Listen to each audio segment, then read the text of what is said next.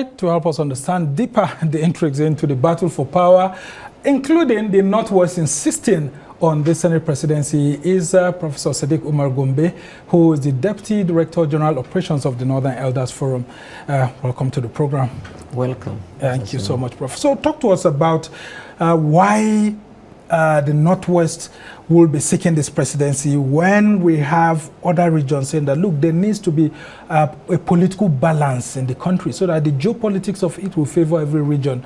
And we don't have the Northwest, which just enjoyed 8 years, you know, having the number 3 position again. Well, you see, some of us as nationalists and those that have seen it, a number of times we participated in the electoral process as party leaders, as in appointment and many other things. We look beyond just some parochial interest, or rather some sentiments or emotions. But as much as the Northwest is agitating to have this number 3, I think it's not out of place. We are talking of democracy. When you are talking of democracy, it's said to be the government of the people, by the people, for the people, where majority will always have their way, why the minority will always have their say and must be heard. So what we are saying, when you are talking of democracy, I think particularly going to the APC, though I'm not really a member of the APC, but when you are talking about the APC, if you see the contribution of not just the Northwest, the North as a whole, thinking, yes, if not for the stand that the governors of the North took, that led to the emergence of Asuaji Bola and Tinubu, whereas even the party itself and the presidency then, when he aspired as an aspirant to be a candidate of his party, the opposition he made from different angles, and now the governors of the Northwest led their other colleagues from other part of the North to pave way for his emergence, despite the fact that then if they so wishes, the fact that the president finishes from the zone, if they so wishes in a democracy, the North under APC will have present another candidate. And there's nothing that will stop that candidate because we are talking of demographic capital and in terms of numbers and all of that. And the primaries is solely about delegates. And the number of delegates from that part of the country are higher than any other part. Mind you also, from the Southwest, even from the Southwest, the president-elect made a lot of stiff opposition because that was where the vice president of the Federal Republic, who is from the same state with him, contested. The chairman governors forum, Fayemi, contested. Tunde Bakari contested. When we are even expecting where he's supposed to have, you know, unity of purpose, whereby they will support him wholeheartedly, is from his zone. But that didn't happen. So maybe that is part of what is giving them the right to feel, yes, we were responsible not just for his election, for his emergence even from the party as a candidate, we are solely somehow responsible because we have the larger number of delegates, we have the right to contest, and it's a democracy, we are going to win because of delegate vote. Yet, because of unity of purpose, because of the big brotherhood, we allow that sentiment and emotions to take second fiddle. Then we now go for unity of Nigeria, so to say it must be a southern president. That is one. Two, after that, when he emerges as a candidate, there are still some skepticism, even from those from the Southwest, and including even the president-elect himself, that yes, these people will be playing a game, they are going to go for their own, to jettison him in the election.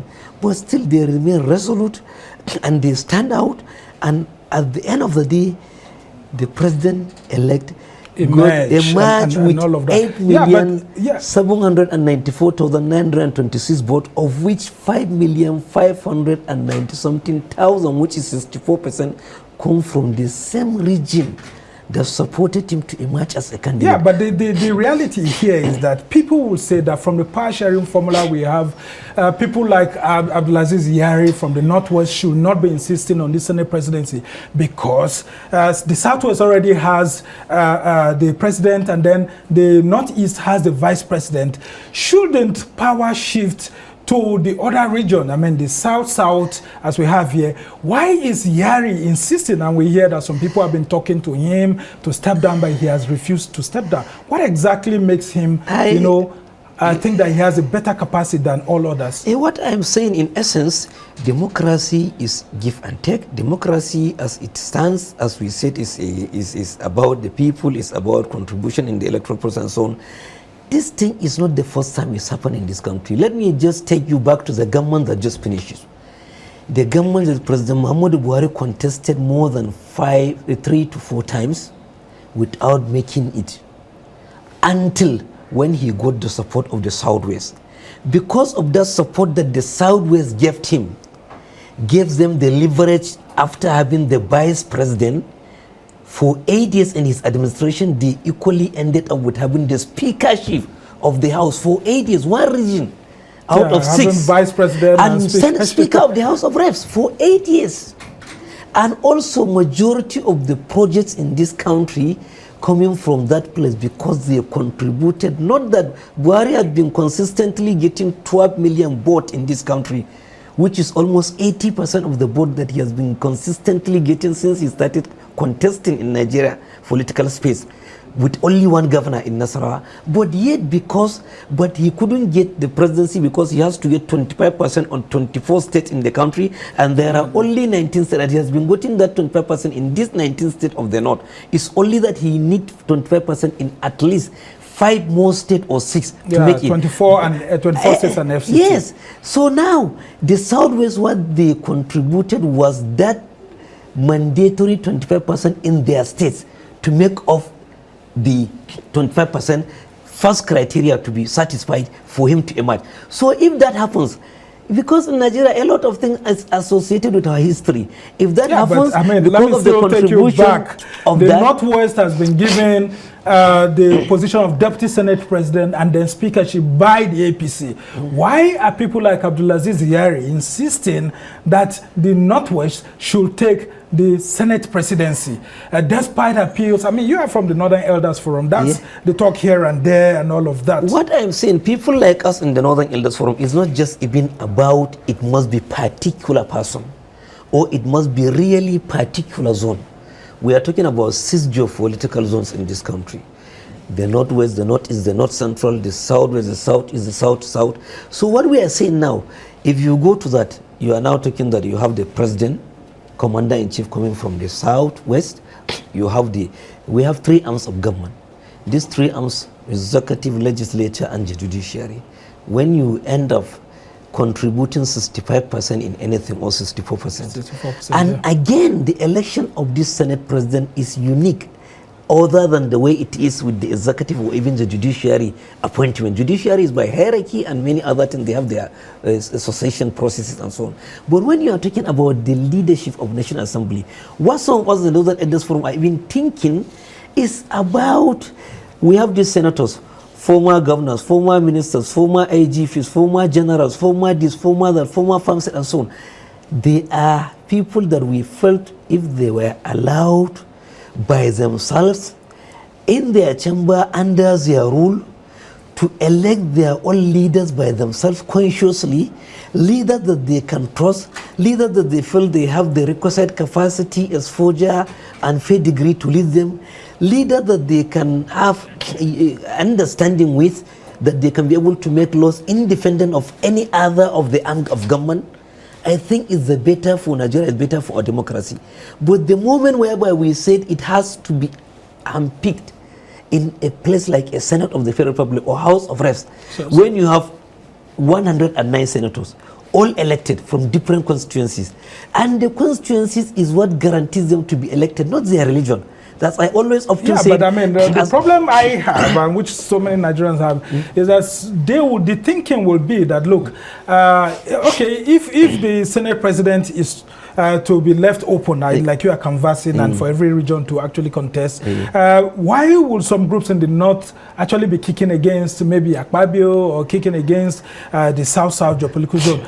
Shouldn't he be making its case very well and then asking the APC to take a deep review? But I can tell you that even the two positions given to the Northwest is already causing problem in itself.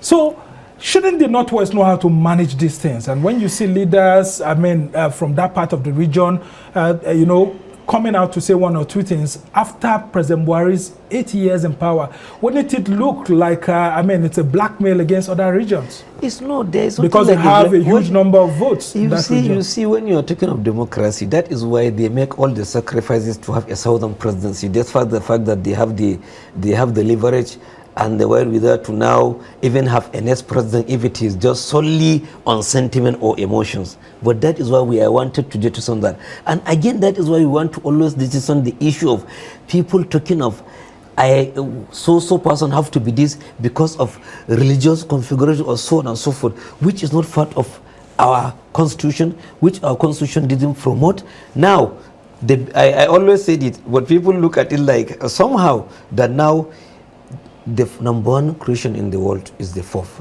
and the number one Muslim, let's assume maybe the king of Saudi or even the imam of Mecca and so on.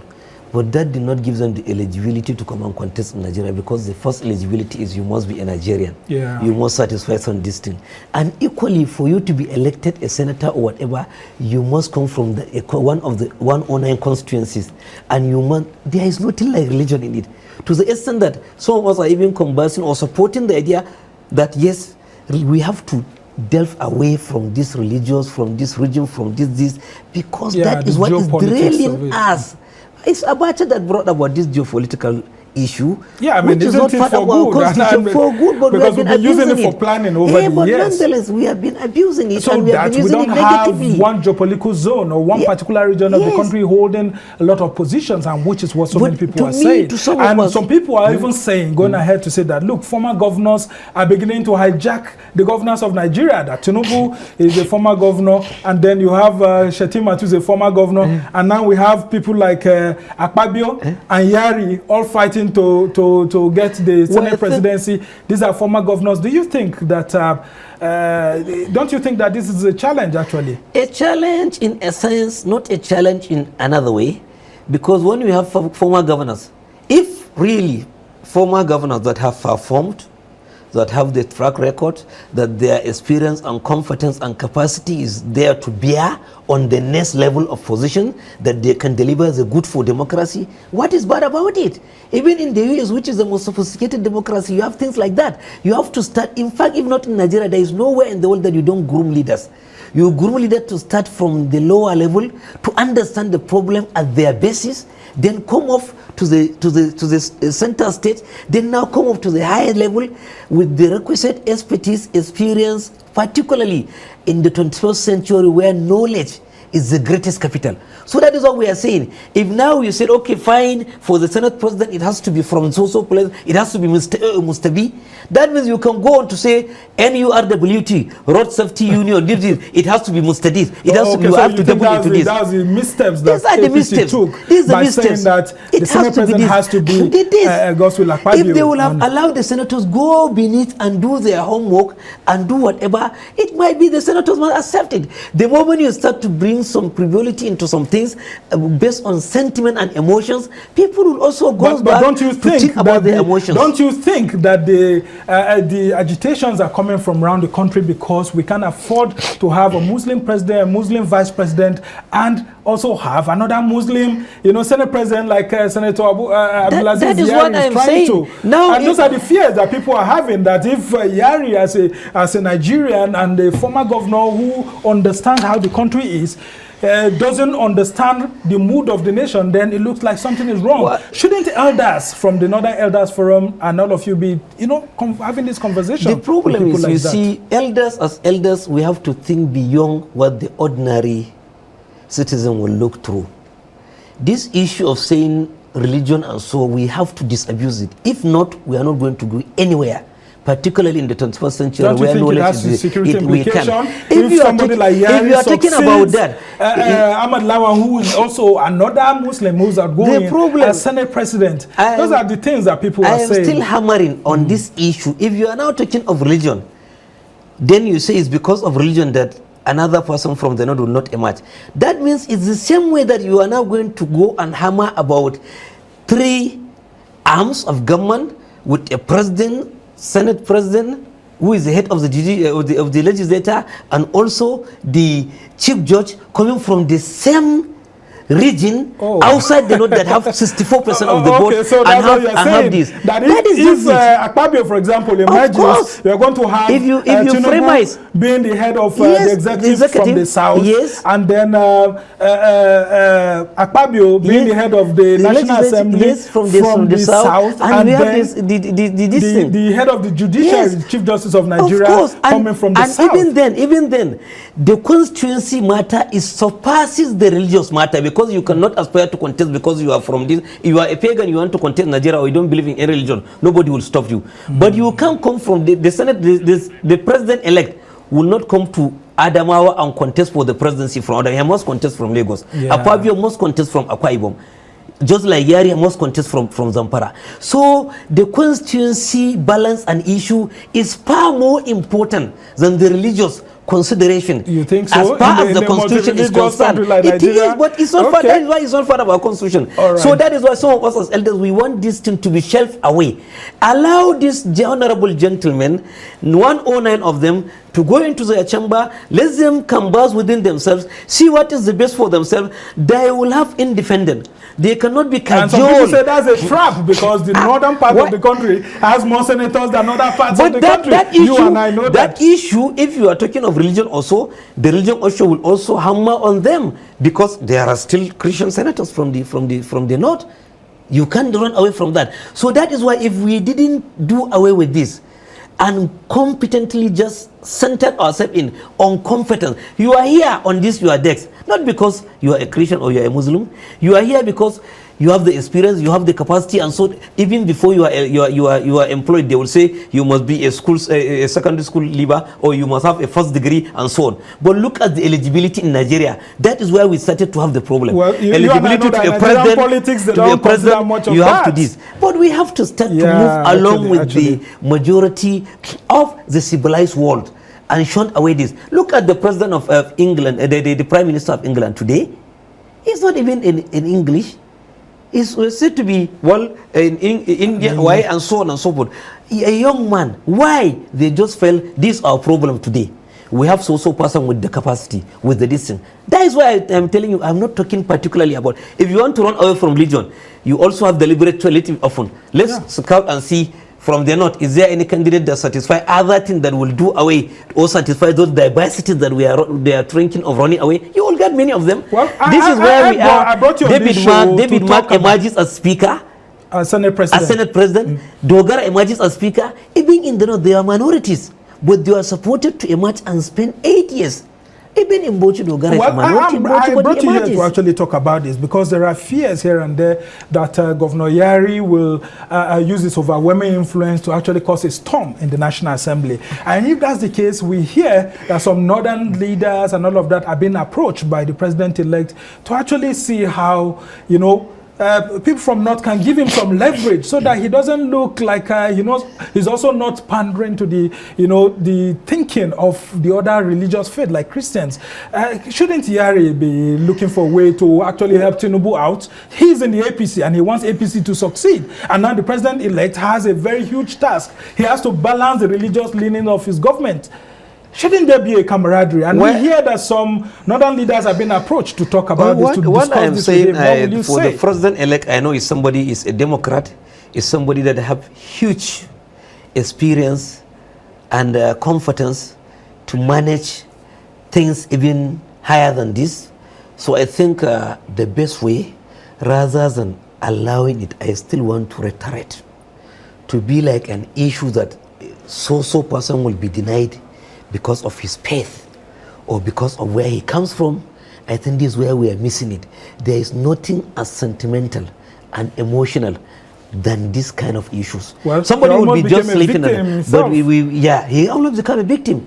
If to say it's because of this, it wouldn't have happened. But we see that where Nigerians freely elected an MQ and Kingibe, people are saying in the 21st century, in 2023, it will never happen. But that's because if you had a president for 8 years from the Northwest who is a Muslim, naturally based on Nigerian politics, that is natural. The next president should be either someone from the South or someone who is a Christian, or that's how we've been playing it. And so that's why those thinking we could not be continually playing something, even if it is wrong, and even if it is not yielding result for us. These things are not yielding result for us, and we are continuing to say it must be from our end, it must be our tribe man, it must be our religious man, it must be our regional man, rather than thinking through in the 21st century to say, yes, where are the people that have this capacity from wherever they come up from Nigeria, let them come and lead the way, so that at least if they are doing the right thing, we can get food on the table. Fuel is relatively we are buying it at a very low price. Foodstuffs are on the table and affordable. Electricity is affordable, and this thing. Economy is booming. We have infrastructural distance. Whoever will come and bring it, even if they are all from Lagos, from the same Tinubu this thing, even if they are all Yorubas, we don't give a damn, some of us. Well, let it be. So if you are putting a delegation to go and speak with Abdulaziz Yari to step down, can you do that in the interest of politics in the country? In the interest of politics in the country, I don't think I what will. What will northern leaders like you, to be very sincere, I don't think, out of conviction, I will do that for a personal reason that, yes, I am sure the senators, the 109 senators or 108 along with him, and even any other, they are experienced enough. And these politics, you can, interact, do whatever. All right, I can see how difficult the situation is, because you are unable to actually take a stand yourself. But it's a very dicey situation, I can tell you. But a lot of Nigerians are actually asking these politicians to know how to play this game so as not to hurt sections of the country. And I know that the North has this huge interest, and then a huge number of people, the delegation going to the National Assembly. The thinking is that there should be this dual balancing that will help move the country forward. But we must thank you immensely. Professor Sadiq Umar Gombe is the Deputy Director General of Operations of the Northern Elders Forum. We thank you so much for joining us to help us understand these issues. And that's how it's been on this edition of This Week. We'd like to thank you for watching.